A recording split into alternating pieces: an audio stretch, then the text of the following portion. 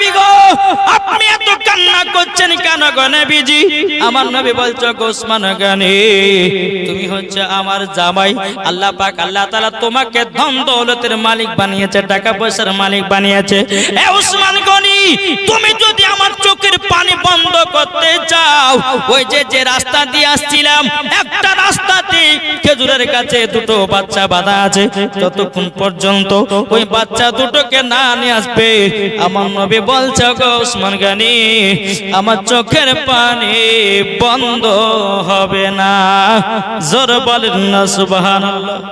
কোন টুকটুক করে ওসমান গনি ইহুদির কাছে গেছে, এই ইহুদি তুমি নাকি একটা খেজুরের গাছে দুটো বাচ্চাকে বেঁধে রেখেছো? বলে হ্যাঁ। ওসমান গনি বলতে বলো খেজুরের গাছের দাম কত টাকা লিবাও? ইহুদি বলতেছে আমি খেজুরের গাছ বিক্রি করব না। বলে কেন করবে না? বলে করব না। এখন আবার ওসমান গনি বলতেছে ইহুদি তোমাকে খেজুরের গাছ বিক্রি করতে হবে। ইহুদি বলে করব না। আবার ওসমান গনি বলছে করতে হবে। এখন ওসমান গনি বলছে আরে ইহুদি রে একটা খেজুরের গাছের পরিবর্তে তুই যা চাবি তোকে তাই দিয়ে দেব। এখন ইহুদির লোভ হয়ে গেছে। ওসমান গনি একটা জমি ছিল 100 বিঘা জমির দাগ বাবা, ওই 100 বিঘা জমির ভিতরে বাবা অনেক খেজুরের গাছ লাগা ছিল। এখন ইহুদিটা বলছে আরে ও ওসমান গনি তোমার 100 বিঘা জমির দাগ আছে, যেই জমিতে খেজুরের গাছ লাগা আছে সমস্ত খেজুরের গাছ আমাকে দিতে হবে একটা খেজুর গাছ লাগার কারণে। ওসমান গনি বলছে আরে ইহুদি যাও আমি তোকে সেটাই দিয়ে দিলাম, সেটাই দিয়ে দিলাম। ইহুদি বলছে ওসমান গনি গো কি ব্যাপারে একবার বলতে তুমি 100 বিঘা জমির ভিতরে যত খেজুর গাছ ছিল সব খেজুর গাছ আমাকে দিলা কেন? তখন বাবা ওসমান গনি বলতেছে ওরে ইহুদি রে ইহুদি তোরা তো নবীর মোহাব্বত বুঝিস না, তোরা তো নবীর ভালোবাসা বুঝিস না, তোরা তো নবীকে চিনিস না। আরে শোনো রে আমার জমি জায়গা টাকা পয়সা খেজুরের বাগানের থেকে আমার নবী মুস্তাফার চোখ মুবারকের পানির দাম বেশি।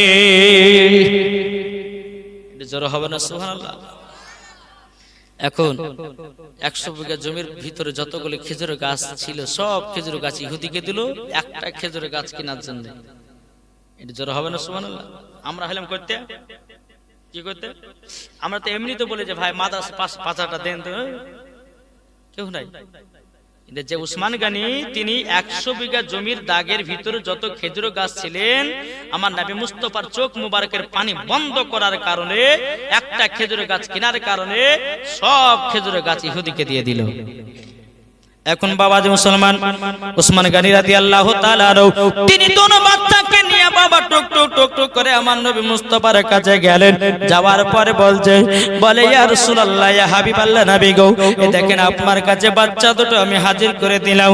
আমার নবী মুস্তাফা বলতে গো ওসমান গনি আমি জানতাম গো এই কাজ আমার ওসমান গনি ছাড়া কেউ পারবে না। জোরে বলেন।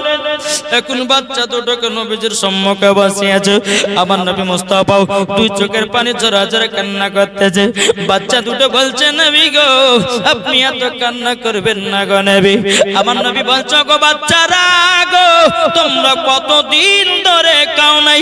বাচ্চা দুটোকে দেখে বলছে নবী গো আমার আব্বা এত গরিব গো নবী, আমাদেরকে ঠিক মতো দুই বেলা আমরা খাবার খেতে পাই না।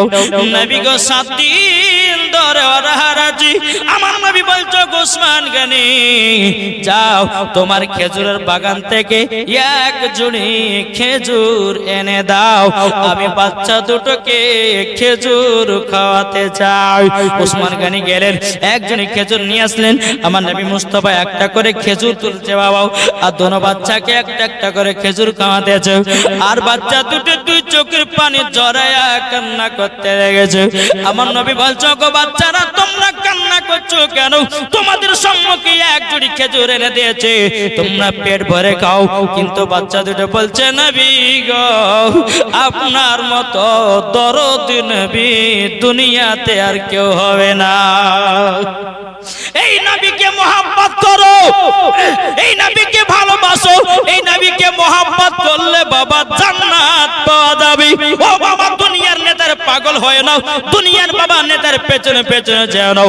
যেই নেতার পেছনে থাকলে পরে তুমি জান্নাত পাবে, যেই নেতার পেছনে থাকলে বাবা কাল কিয়ামতের ময়দানে আরাম সুখে জান্নাত পাবে। ওই নবীজির মহব্বত করো, মরার পরে তোমরা জান্নাতি জান্নাতি হওয়া।